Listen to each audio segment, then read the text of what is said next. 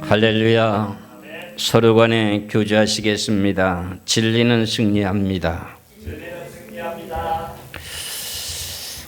세상에 많은 사람들이 살고 있지만은 그 모든 사람들이 생활 속에 살아가는 가운데 거짓말을 하지 않고는 못 사는 인생들입니다.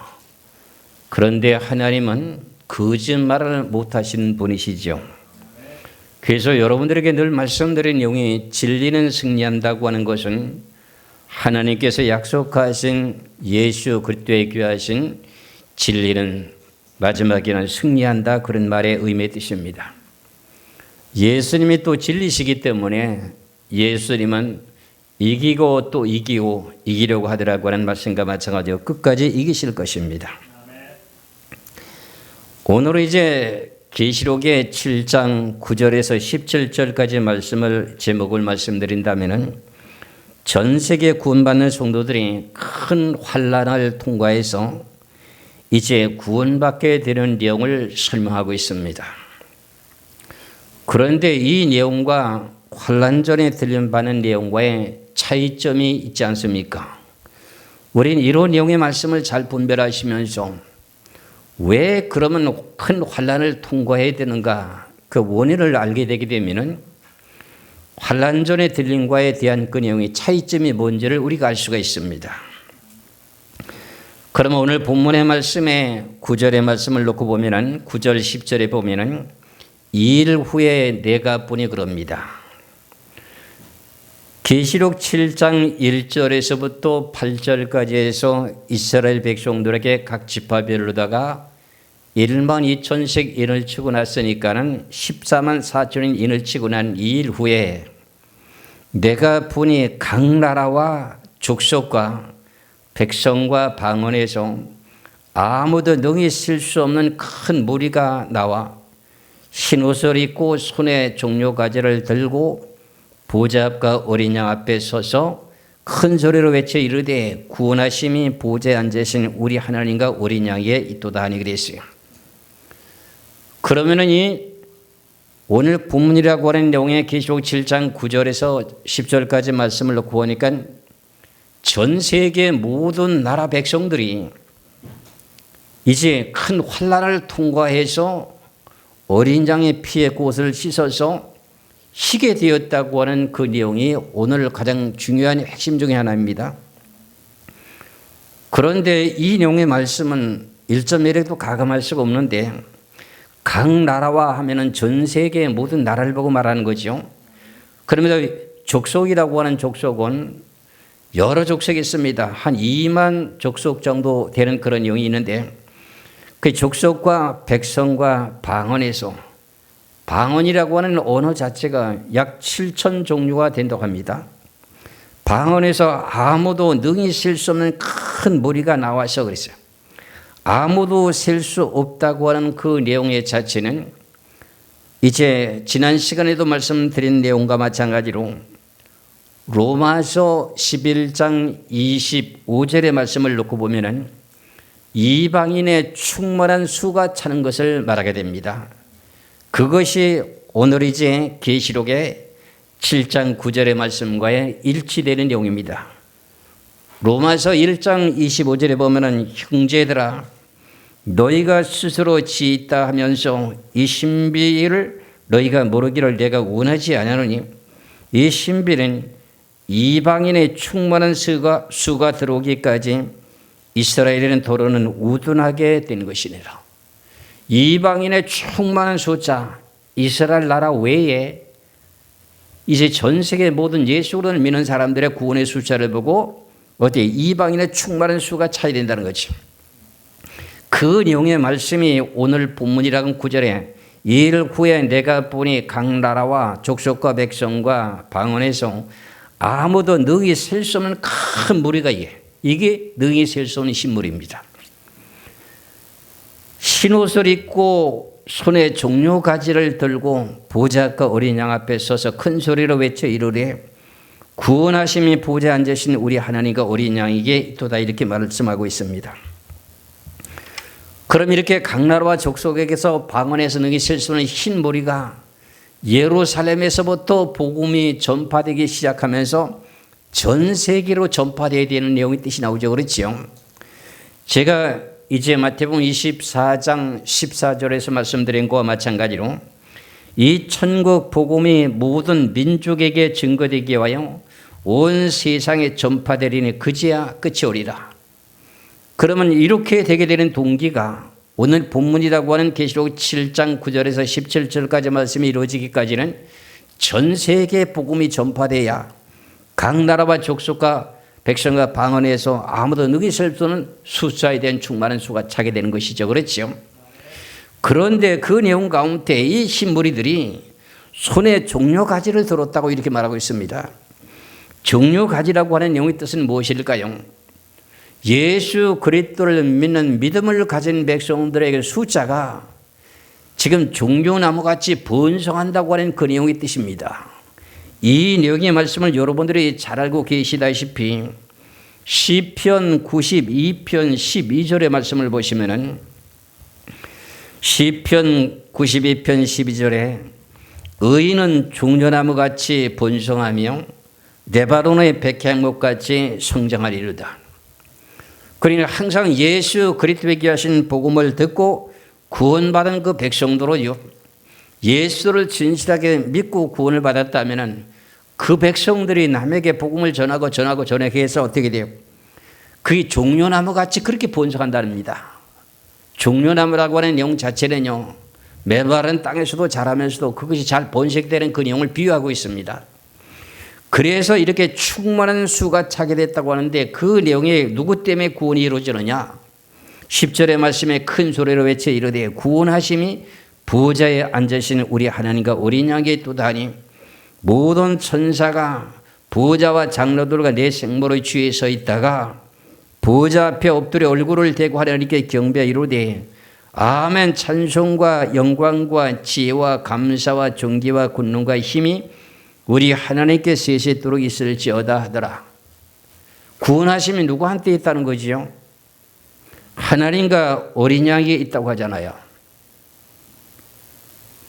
그런데 여기까지는 이제 구원하심이 이루어졌다고 하는 내용을 말씀을 드리게 되는데 그 내용의 원인이 뭔가를 이제 13절에 보면은 계시록의 4장과 5장에 보면은 24장로가 있습니다. 그 24장로 중에 하나가 사도 요한에게 이렇게 말합니다. 13절에 장로 중 하나가 응답하여 나에게 이르되 사도 요한에게 이르되 이 흰옷 입은 자들이 누구며 또 어디서 왔느냐 하고 이렇게 장로가 사도 요한에게 물어봅니다. 그랬더니 사도 요한이가 14절에 내가 말하기를 내 주여 당신이 아시나이다 하니 그가 나에게 이르되 이는 큰 환난에서 나오는 자들인데 어린 양의 피에 그의 옷을 씻어 희게 하였느니라 이렇게 말합니다. 어린 양의 피에 그 옷을 씻어 희게 하였다. 우리가 잘 알고 있는 내용과 마찬가지로 갈라디아서 3장 27절의 말씀을 보면은 우리가 예수 그리스도를 믿고 구원을 받았다면 우리는 그리스도의 옷을 입었습니다. 그런데 신앙생활 하는 가운데 먹고 마시고 살아가는 가운데 옷이 더러워졌지요. 그런데 그 내용 가운데 그 옷이 깨끗하게 휘어지게 되는 내용은 큰 환난에서 이루어졌다는 내용을 말씀하고 있습니다. 갈라디아서 3장 27절을 보면은 누구든지 그리스도와 합하기 위하여 세례를 받은 자는 그리스도로 옷 입었느니라. 이걸 보고 다른 말로 말하면 세마포옷을 입었다 이렇게 말합니다. 그런데 신앙생활 하는 가운데 예수를 믿고 구원을 받아서 그리스도의 옷은 입었는데 먹고 마시고 살아가는 그 모든 생활 속에서 여러분들이 알고 지은 죄 모르고 지은 죄들이 있잖아요. 그것 때문에 그 옷이 더러워졌다는 거죠. 더러워졌는데 그것이 어디 가서 깨끗하게 휘어졌다고 하는가? 큰 환난에서 나오는 자들인데 어린 양의 피에 그 옷을 씻어 희게 하였느니라.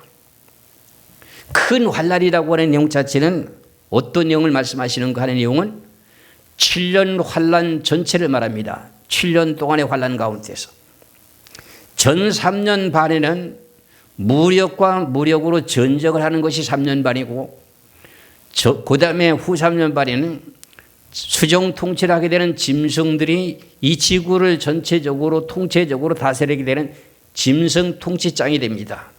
그 모든 환난 가운데서 우리가 핍박과 여러 가지 고난과 고통을 받게 되면서 내 자신도 모르게 지었던 모든 죄를 3년 반 동안의 죄를 깨끗하게 씻어받는 것이 성경의 원리입니다. 그것을 우리가 알아야 되는데 그렇지 못하고 우리는 그냥 예수 믿다가 죽으면 바로 천국 간다 이런 식에 대한 신앙이라고 하면은 그 내용 자체는 본인이 아직도 구속사에 대한 마무리를 잘 못하고 있다 이렇게 생각할 수가 있습니다. 그래서 우리는 나도 모르게 지었던 그 모든 죄가 있는데 결국은 내 자신이 생명책에 이름이 지어지지 않은 상태에서 환난 속에 들어가야 되는데 들어가게 되면 우리를 하나님께서 어떻게 하느냐? 적그리스도에게 붙여가지고 우리를 괴로움을 주게 합니다. 그 내용의 자체를 다니엘서를 보시면 다니엘 7장을 보시겠습니다. 다니엘 7장 25절의 말씀을 보시면 다니엘 7장 25절에 그가 장차 지극히 높으신 이를 말로 대적하며 이거 적그리스도입니다. 적그리스도가 지극히 높으신 이를 대적하면 또 지극히 높으신 이의 성도들을 어떻게 해요? 성도를 괴롭게 할 것이며 그가 또 때와 법을 고치고자 할 것이며 성도들은 그의 손에 붙인 바 되어 한 때와 두 때와 반 때를 지내리라. 한 때, 두 때, 반 때면 몇 년이지요? 3년 반 동안이에요. 그러니까 이런 내용 가운데 왜 이렇게 성도들을 갖다가 적그리스도에게 붙이느냐 이 말이죠. 그 내용의 원인은 무슨 내용의 뜻이냐면은 지금까지 우리가 생존 경쟁 속에서 살아가는 동안에 여러 가지 범죄한 죄가 있는데 그 내용을 내가 나나치 다 회개를 못했어요. 그래서 그 회개를 하는 내용의 방법을 하나님께서는 우리들에게 적그리스도에게 붙여줘가지고 우리를 괴로움을 준다는 거예요. 예수 믿지 못하게 하나님의 계명을 지키지 못하게 괴로움을 준다는 거예요. 그런데 그때 당시에 환난 속에 들어갔을 때 하나님의 계명이라고 하는 제1계명에서 4계명이라고 하는 나 외에 다른 신에게 절하지 말라고 하는 그 계명을 지켜야 되고 그 다음에 어떻게 된다고요? 예수 그리스도를 절대로 부인하면 안 됩니다. 그래야만이 오늘 본문의 말씀에 어린 양의 피에 그 옷이 씻어지게 되는 내용이 거기 있습니다. 그러니까 우리가 적그리스도에 붙이다 보면 괴로움과 고통을 받게 되잖아요. 그래가지고 죄가 깨끗하다고 하는 내용을 다니엘서 12장의 5절에서부터요 10절까지 말씀을 보시면 많은 연단을 통해 가지고 어떻게 돼요? 고난과 고통에서 죄가 용서받는다는 겁니다. 이것이 오늘 계시록의 7장 9절에서 17절까지 말씀에 대한 핵심입니다. 그런데 이런 내용의 성경의 원리가 이렇게 되어 있는 것을 가지고 성경 어떤 구절에 대한 한 구절을 가지고 환난절에 들림 받는다고 하면은 만일 들림을 받지 못했을 경우에 7년 안에 전쟁이 시작되는데도 들림 받지 못했을 경우에 그들이 어차피 이제 환난에 들어갈 판인데 들어가서 그러면 어떻게 할까? 그런 내용을 생각해 보고 모든 걸 깨달아야 되는데 생각할 수가 없잖아요. 그러면 거기서 실족돼 가지고 결과적으로는 어떻게 해요? 예수를 부인할 수도 있고 하나님의 계명을 어길 수도 있는 상황에 들어가면 결과적으로는 그 끝입니다. 그래서 우리들에게 주시는 마지막에 종말의 복음이라고 요한계시록을 참되게 바르게 분별하는 것이 여기에 핵심이 있다고 하는 걸 깨달으시기 바랍니다. 다니엘서 12장 5절에서부터의 마지막에 종말에 대한 내용을 말씀하면서 많은 연단과 고통 속에서 내 자신이 깨끗하게 회개가 됐다고 하는 내용을 설명하는 것이 이것도 역시 후 3년 반에 대한 내용을 뜻을 말하고 있습니다. 다니엘 12장 5절에서부터 10절까지 말씀을 보겠습니다. 나 다니엘이 본즉 다른 두 사람에 있어서 하나는 강 이쪽 언덕에 섰고 하나는 강 저쪽 언덕에 섰더니 그 중에 하나가 세마포 옷을 입고 세마포 옷을 입은 자곤 강물 위쪽에 있는 자에게 이르되 이 놀라운 일의 끝이 어느 때까지냐 하더라 그랬어요. 내가 들은즉 이 세마포 옷을 입고 강물 위쪽에 있는 자가 자기의 좌우의 손을 들어 하늘을 향하여 영원히 살아계시는 이를 가리켜 맹세하여 이르되 반드시 한때, 두때, 반때를 지나서 성도들의 권세가 다 깨어지기까지니 그랬어요. 그럼 이 내용도 한때, 두때, 반때라고 하는 것도 역시 마찬가지로 후 3년 반입니다. 성도들의 권세가 다 깨어지기까지라고 하는 내용을 이제 새 번역 성경에 보면 어떻게 나오냐면 거룩한 백성이 핍박의 끝이 날 때에 그럽니다. 핍박의 끝이 날 때가 있어요. 그러면은 그렇게 되면은 이 모든 일이 다 끝나리라 하더라.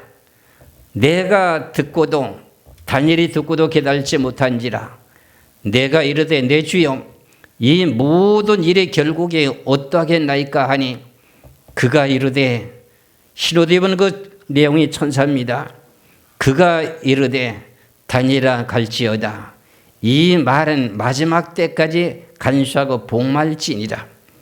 다니엘은 그때 지금 바빌론의 포로로 붙잡혀 갔을 때니까 자기 나이에 생전에 살아있는 동안에 이 일이 이루어지지 않잖아요. 그러니까 다니엘을 보고 말하기는 뭐라고 말해? 다니엘아 갈지어다 이 말은 마지막 때까지 간수하고 복음할 것이니라. 너는 안전해도 된다. 성경만 기록해놔라. 그런 말의 뜻이 되는 거죠. 그러면 10절입니다. 많은 사람이 연단을 받아 스스로 전결하게 하며 희게 할 것이니 악한 자들은 악을 행하리니 악한 자는 아무것도 깨달지 못하되 오직 지혜 있는 자는 깨달으리라. 그럼 결과적으로는 스스로 연단을 받아가지고 어떻게 돼요? 전결하게 된다 그러잖아요. 연단이라고 하는 게 뭐예요? 예수 믿는 믿음을 지켜야 되죠. 하나님의 계명에 꼭 지켜야 되겠죠. 그러면 그 연단을 통해서 어떻게 된다고요? 자신이 휘어지게 된다는 거예요. 그런데 만약 악한 자들은 그걸 알지 못해가지고 어떻게 된다는 거죠? 악한 자는 아무도 깨달지 못하요. 그걸 깨달아야 된다는 거 아닙니까? 제가 오늘 제가 말씀드린 내용의 요지가 이겁니다. 깨달아야 된다는 거예요. 환난 속에 들어가서 내가 생명책에 이름이 지워지지 않은 상태에서 옷이 좀 더러워졌다 할지라도 그리스도의 옷을 입고 있는 것이 더러워졌다 할지라도 예수 그리스도를 믿는 믿음과 하나님의 계명을 지키면서 인내하게 될 때 그 모든 죄가 깨끗하게 된다는 내용이 성경입니다. 제가 여러분들에게 늘 말씀드렸다시피 계시록 14장 12절의 말씀을 봅니다. 계시록 14장 12절의 말씀에 7년 환난 후 3년 반 가운데서는요 어떤 성경을 여러 가지 지킬 것이 별로 없습니다. 계시록 14장 12절에 성도의 인내가 여기 있나니 그들은 하나님의 계명과 10계명을 보고 말하는 것이 아닙니다. 1계명 4계명이라고 하는 나 외에는 다른 신에게 어떻게 절하지 말라는 내용과 마찬가지로 하나님의 계명과 예수에 대한 믿음을 지키는 자니라.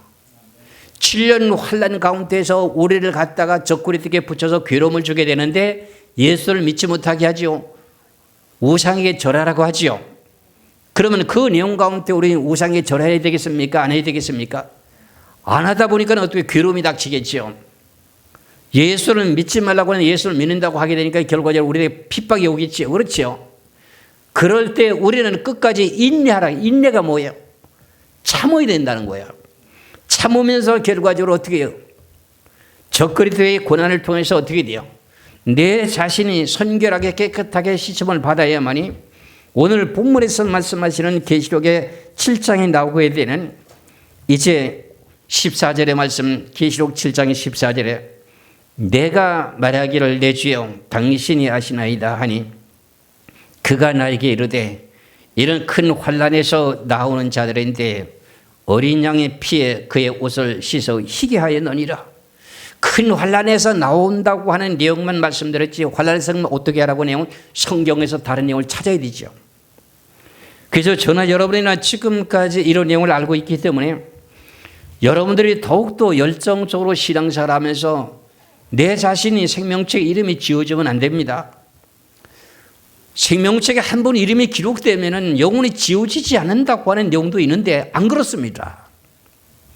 지워질 수가 있습니다. 그러니까 우리는 생명책에 이름이 지워지지 만 상태에 그래서 결과적으로 진료 환란에 들어가야만이 내 자신이 더럽게 살아왔던 죄를 지었던 모든 허물과 죄를 씻어받으려면 고난과 고통을 받아야 되는데 누구 때문에 고통을 받는다는 거죠? 예수 믿는 것 때문에, 하나님의 계명을 지키는 것 때문에 고난과 고통을 받게 되면서도 인내하면서 예수에 대한 믿음과 하나님의 계명을 지킬 때 그 모든 죄가 하나둘씩 씻어지는 것이 하나님에게 하신 참된 사랑의 비밀인 것입니다. 그저 저는 이런 귀하신 영의 말씀 가운데 기다리게 된 영 가운데 하나가 뭐냐? 저도 인간인지라 목사지만은 범죄할 수밖에 없잖아요. 저는 한 가지 귀한 영 가운데 하나님 앞에 이제 40일 금식 기도하게 되는 동기가 뭐냐면 성경을 잘못 전한 것 때문에 회개를 했는데 40일 동안 금식 기도가 거의 끝날 무렵이 되니까는 주님께서 말씀하신 내용을 갖다가 베드로전서 4장 1절의 말씀처럼 네가 육체의 고통을 받는 것만큼의 죄가 끝이 났다. 그런 내용을 실질적으로 저는 하나님 앞에 체험적인 신앙을 했습니다. 그래서 계시록에 대한 내용 속에서 적그리스도에게 우리를 붙여가지고 고난과 고통을 받는다 할지라도 끝까지 예수 믿는 믿음과 하나님의 계명을 지킬 때 육체의 고통을 받습니까? 안 받습니까? 육체의 고통을 받게 되죠. 그렇죠? 그래서 여러분들이 죄가 깨끗하게 되는 내용이 큰 환난 가운데서 나오는 자들이 옷이 씻어졌다고 하는 내용의 뜻이 나옵니다. 베드로전서 4장 1절의 말씀을 보겠습니다. 베드로전서 4장 1절의 말씀입니다. 그리스도께서 이미 육체의 고난을 받으셨으니 예수님이 우리들의 죄를 위해서 육체의 십자가의 고난을 받으셨습니까? 안 받으셨습니까? 받으셨죠. 그렇죠? 그리스도께서 이미 육체의 고난을 받으셨으니 너희도, 우리들도 마찬가지입니다. 너희도 같은 마음으로 갑옷을 삼으라. 이는 육체의 고난을 받는 자는 죄를 끝쳤습니다. 내 자신이 저 그리스도를 통해서 고난과 고통을 받게 되는 그 모든 내용 가운데 육체의 고난을 받는 것이 내 자신이 어떻게 죄를 용서받게 됐다는 거예요. 그럼 여러분들이 육체를 가진 몸이기 때문에 먹고 마시고 살다 보니까 어떻게 죄를 질 수밖에 없었잖아요. 그렇지요. 그래서 제가 이런 말씀을 증거하게 되는데 세면을 하다 보니까 어떤 권사님이 와가지고 목사님 그러면 죄가 하나도 없어야 천국 간다면 누가 천국 갈 사람이 있습니까? 이렇게 질문하는 거예요. 그러니까 결국은 죄를 다 깨끗함을 받아 천국 간다고 하는 내용의 자체와 우리가 잘 알고 있는 히브리서 12장 5절에서 10절까지 징계는 누구나 다 받는다고 하는데 징계를 받는 것을 전혀 모르고 살았다는 내용의 뜻입니다. 우리는 내가 지금 바르게 살았다고 생각하는데도 나도 모르게 범죄한 죄가 있다는 거죠. 그 회개를 안 한 거야. 그러더니 하나님께서 뭐 하신다? 징계를 하시잖아요. 근데 징계를 받아야만이 되는데 그 징계가 7년 환난 가운데 들어가서 징계받는 겁니다. 그게. 그 내용의 말씀을 히브리서 12장을 보시면은 분명히 지금 누구나 다 목사나 장로나 평신도나 누구나 다 징계를 받습니다. 히브리서 12장 5절에서부터 10절까지 쭉 보겠습니다. 또 아들들에게 고난하는 것 같이 너희에게 권면하신 말씀도 잊었도다 일러시되 내 아들아 주의 징계하심을 경히 여기지 말며 그에게 꾸지람을 받을 때 낙심하지 말라. 주께서 그 사랑하시는 자를 징계하시고 그가 받아들이시는 아들마다 채찍질하심이라 하였으니 너희가 참음은 징계를 받기 위함이라. 하나님이 아들과 같이 너희를 대우하시나니 어찌하여 징계하지 않는 아들이 있으려. 징계는 다 받는 것이거늘 너에게 없으면 사생자요 친아들이 아니리라. 징계를 받지 않는다고 하는 그 아들들은 결과적으로 하나님 자녀 아니라는 겁니다. 징계를 받는 그 사람들은 하나님의 자녀라는 겁니다. 이해하시겠죠? 그럼 이 내용은 누구나 다 받는다고 되어 있지 않습니까? 그러면은 7년 환난 때만 그런 것이 아니라 우리가 개인의 종말도 있지 않습니까? 이미 예수를 믿고 이 세상을 떠나 천국 간 사람도 있고 예수를 믿었는데 천국 못 간 사람도 있지 않습니까? 그런 내용을 놓고 봤을 때 성경은 동일합니다. 이제 우리가 일평생 살아오는 동안에 여러 가지로 지었던 모든 죄를 했는데 용서를 빌지 않고 회개를 안 하고 있는 거예요. 그러면 하나님께서 그에게 생명책에 이름은 기록되어 있고 예수는 분명히 믿고 있는데 회개를 안 하는 거예요. 그럼 무슨 일을 할까요? 하나님이 징계하십니다. 징계하시면 결과적으로 그 고난과 고통을 통해서 무슨 일이 벌어진다고요? 죄를 깨끗하게 해주신다는 거예요. 그래갖고 천국 간다는 거야. 그래서 내가 늘 그런 말씀을 드린 적이 있었지요. 전 세계적으로나 이제 한 세대에 정기 목사님 같은 그런 훌륭한 목사님이 어디 계신가? 그리고 오카는 목사님이 하영조 목사님 훌륭하신 분들 아닙니까? 그분들도 육체를 가진 몸이기 때문에 죄를 범할 수밖에 없었잖아요. 그런데 그들이 죄가 없었다면 편안하게 잠자듯이 천국을 가야 되는데 병상에서 고난과 고통 속에서 천국을 가게 되잖아요. 그게 뭐예요? 하나님은 사랑이시기 때문에 죄를 용서를 다 해줘야 천국에 가기 때문에 하나라는 천국에는 어떻게 돼요? 죄를 갈 수 없는 게 성경인데요. 다시 한번 히브리서 12장 8절의 말씀을 봅니다. 징계는 다 받는 것이거늘 너에게 없으면 사생자여 친아들이 아니리라. 또 우리 육신의 아버지가 우리를 징계하여도 공경하였거든 하물며 모든 영의 아버지께 더욱 복종하여 살려 하지 않겠느냐. 그들은 잠시 자기의 뜻대로 우리를 징계하였거니와 오직 하나님은 우리의 유익을 위하여 그의 거룩하심에 참여하게 하시느니라. 육신의 아버지도 자식이 잘못된 일을 하면 매를 쳐야 안 쳐요? 호초리를 들고 매를 때리잖아요. 종아리 걷어 해가지고 매를 때리잖아요. 다시는 그런 죄를 지지 마라 이렇게 하면서 부모가 그렇게 가르치잖아요. 그렇게 가르치게 된 동기는 뭐예요? 올바른 아들이 되기 위해서. 올바른 아들을 키워야 부모는 내중에 아들에게 어떻게 돼요? 아들을 통해서 살 수가 있잖아요.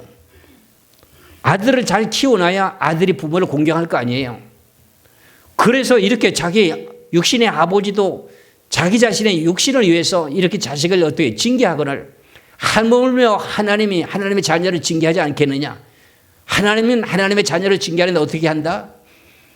거룩하기 위해서 너희들의 모든 죄를 깨끗하게 하기 위해서 내 징계한다는 거야.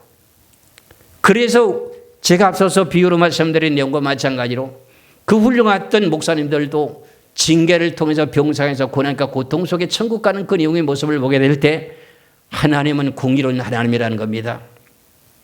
그럼 우리는 이제 앞으로 7년 환란이 닥쳐오게 되는데 7년 환란이 닥쳐오게 될 때 결과적으로 어떻게 돼요? 환란 속에 분명히 들어가야 돼야 되는데 환란 속에 들어가지 않고 환란 전에 틀림이 이루어진다고 한다면 죄를 다 용서받지도 못한 채 올라간다는 내용이 뜻이 되는 거예요. 그 제가 오늘 본문이라고 하는 요한계시록에 대한 이 내용의 7장에 우리들에게 얼마나 큰 비중을 차지하고 있는가 하는 내용을 말씀하고 있기 때문에 이 말씀을 명심하시기를 주의 이름으로 축원합니다. 다시 한번 이제 계시록 7장 14절에 보면은 내가 말하기를 내 주여 당신이 하시나이다 하니 그가 나에게 이르되 이는 큰 환난에서 나오는 자들인데 어린 양의 피에 그 옷을 씻어 희게 하였느니라. 24장로 중에 하나가 사도 요한에게 이렇게 흰 무리들이 환난을 통해서 나온 자들이 이게 누군지는 아느냐. 그러니까 나는 모르겠습니다. 당신이 아시나이다 하니까 장로 중에 하나가 설명을 해 주잖아요. 큰 환난에서 나오게 된 이 동기는 어린 양의 피에 옷을 씻어 희게 했다. 이 내용의 자체가 환난 속에 들어가면 편안하게 들어놓고 살 수 있습니까? 고난과 고통을 받는다는 소리입니까? 그 환난이라는 내용 자체의 단어의 뜻이 뭐예요? 고난과 고통을 받는다는 뜻입니까? 고통을 받지 않는다는 뜻입니까? 고통을 받는다는 뜻 아닙니까? 그렇죠. 근데 그러면 깨끗하게 사는 사람은 어떻게 합니까? 죄가 없는 사람은 어떻게 합니까? 이렇게도 질문할 수 있습니다. 그것도 계시록 3장 10절의 말씀을 보면 이렇게 말씀하고 있습니다. 계시록 3장 10절의 말씀을 보면은 네가 나의 인내 말씀을 지켰은즉 내가 또한 너를 지켜 시험의 때를 면하게 하리니 이는 장차 온 세상에 임하여 땅에 거하는 자들을 시험할 때라. 하나님의 힘든 인내의 말씀을 지킨다고 하는 내용은 결과적으로 무슨 내용이냐? 이 내용을 이미 계시록에서 빌라델비아 교회를 통해서 내가 말씀드린 바가 있는데 이 내용은 환난 전에 들림받는다고 하는 내용이 아니라 네가 인내의 말씀이라고 하는 고난과 고통을 받게 되는 그 내용 가운데에서 성경의 말씀을 지킨 것 때문에 오른뺨을 치면 왼뺨도 돌려대고 이렇게 해서 결국 그들에게 악을 악으로 갚지 않고 결국 인내함으로 내가 참았던 그 내용 때문에 그에게 죄를 지지 않았기 때문에 환난 가운데 들어가서 어떻게 돼요? 보호해 준다는 거예요. 환난 속에 들어가서 고난과 고통을 받지 않게 해준다는 거예요. 그럼 환난 전에 들어가기 전에 미리 고통을 받았다는 내용이 뜻이잖아요. 그렇지 않아요? 그럼 여러분들 어느 것이 좋겠어요? 여러분들 생각에는 환난 가운데 들어가서 고통과 고난을 받으면서 죄를 용서받기를 원합니까? 지금이라도 평탄하게 하는 말씀을 인내하는 말씀을 지키면서 환난 가운데 고통 없이 살기를 원합니까? 누구나 그거는 함부로 답변할 수가 없겠지요. 그렇지요. 그래서 성경에도 보면요, 예수님이 직접 말씀하신 것만 제가 말씀드릴 것입니다. 예수님이 뭐라고 말씀하시느냐면 마태복음 18장에 보면은 죄를 가지고는 천국에 가지 못한다는 말씀을 마태복음 18장 8절에서 9절까지 말씀을 하고 있습니다. 마태복음 18장 8절에서 9절의 말씀을 보면은 예수님이 말씀하십니다. 만일 네 손이나 네 발이 너를 범죄하게 하거든 찍어내 버리라. 장인이나 다리 저는 자로 영생에 들어가는 것이 두 손과 두 발을 가지고 영원한 불못에 던져지는 것보다 나으니라. 그럼 우리가 지체가 여러 가지로 범죄할 수밖에 없잖아요. 그렇잖아요. 네 손과 발이 범죄했으면 그거 찍어버리면 나머지는 깨끗하잖아요. 그렇지요. 근데 그것을 가지고 찍어내버리지 못한다고 하는 내용 자체는 뭐예요? 찍어내버리지 못한다고 하니 회개를 안 했다는 거예요. 회개가 안 되면 어떻게 된다는 거예요? 천국에 못 간다는 내용이 되잖아. 그러니까 이 비유의 말씀이 만일 네 손이나 네 발이 너를 범죄하게 하거든 찍어내버리라. 장인이나 다리 저는 자로 영생에 들어가는 것이 두 손과 두 발을 가지고 영원한 불못에 던져지는 것보다 나으니라. 9절입니다. 만일 네 눈이 너를 범죄하게 하거든 베어내버리라. 한 눈으로 영생에 들어가는 것이 두 눈을 가지고 지옥불에 던져지는 것보다 나으니라. 이럴 건 지체 중에서 우리가 입으로 말로 여러 가지로 눈으로 발로 손으로 범죄한 것이 있다면 어떻게 돼요? 그 죄를 다 용서를 받아야 천국 간다는 내용 뜻 아닙니까? 그렇지요.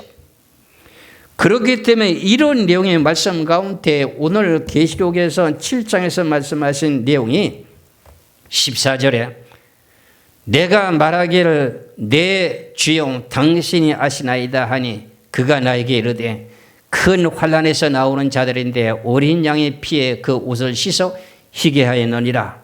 그런데 15절입니다.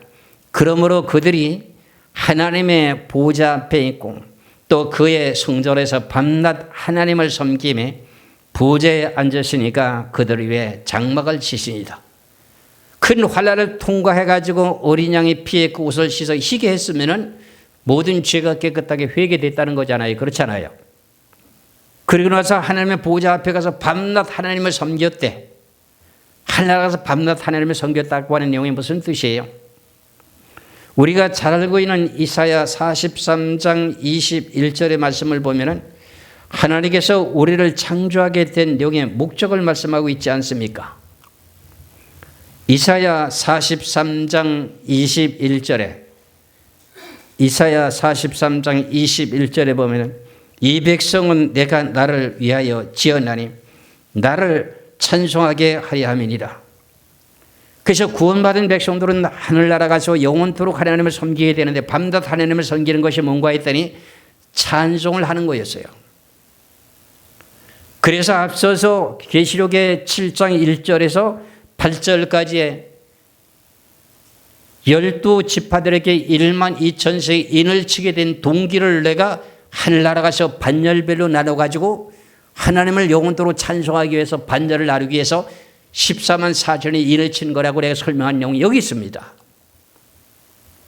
그러면 우리는 하늘나라 가서 어떻게 영원토록 주님을 섬겨야 되는 밤낮 없이 전체 구원받은 모든 백성들이 다 그렇게 밤낮 없이 찬송만 한다면 개인의 자유로운 시간이 있을까요? 없을까요? 없게 되겠지요. 그래서 다윗 시대 때에도 하나님을 섬기기 위한 방법이 뭐예요? 레위 지파들에게 어떻게 돼요? 24 반절을 나눠가고 계속 돌아가면 찬송하게 만들었잖아요. 그와 마찬가지로 구원받은 백성들이 밤낮 그를 섬긴다고 하는 찬송하기 위한 거예요. 그러면서 이제 마무리하겠습니다. 16절에서 17절입니다. 그들이 다시는 줄이지도 아니하며 목마르지도 아니하고 해나 아무 뜨거운 기운에 상하지도 아니하리니 이는 보호자 가운데 계신 어린 양이 그의 목자가 되사 생명수 샘으로 인도하고 하나님께서 그들의 눈에서 모든 눈물을 씻어 주실 것임이라 그랬어요. 그래서 우리는 이런 영의 위로의 말씀으로 말미암아서 천국을 가더라도 죄를 가지고는 못 가게 되니 저나 여러분이나 죄를 용서하는 회개하는 내용이 참 좋은 일입니다. 그리고 그 죄가 다 용서받기 위해서는 우리는 어차피 죄가 없는 사람도 환난에 들어가고 죄가 있는 사람도 들어가게 되는데 그 내용은 하나님께서 우리들에게 죄의 양의 많고 적음에 대한 내용을 하나님 다 알고 계시기 때문에 결과적으로 우리들에게 죄가 많으면 그만큼 고난과 고통이 더 많다. 내가 그렇게 말씀드리는 거야. 그런데도 우리가 죄를 용서받을 수 있는 내용의 기준은 생명책의 이름이 지워진 상태에 들어가면 안 됩니다. 생명책의 이름이 유지된 상태, 기록된 상태에 들어가서 죄가 있을 때 인내 맞습니다고 하는 하나님의 계명과 예수님의 믿음을 지키면서 인내하면서 우리가 모든 죄를 용서받아 천국 가게 된다고 하는 것이 성경의 진리라고 하는 것을 믿으시기를 주의 이름으로 축원합니다. 이어서 이제 계시록의 8장 13절의 말씀을 드리면서 생명책에 이름이 기록된 사람들은 앞으로 닥치게 될 세 가지 화가 있습니다. 화라고 하는 세 가지 화가 있는데 그 화에도 생명책에 이름이 기록된 사람들, 이마에 인침을 받은 사람들에게는 그 화를 피해가게 하는 것이 하나님의 뜻입니다. 그래가지고 어떤 일이 벌어지느냐? 환난을 통과해서 능히 셀 수 있는 흰불이 자리 들어가는 내용이 다음 시간에 말씀드리겠습니다. 기도하겠습니다.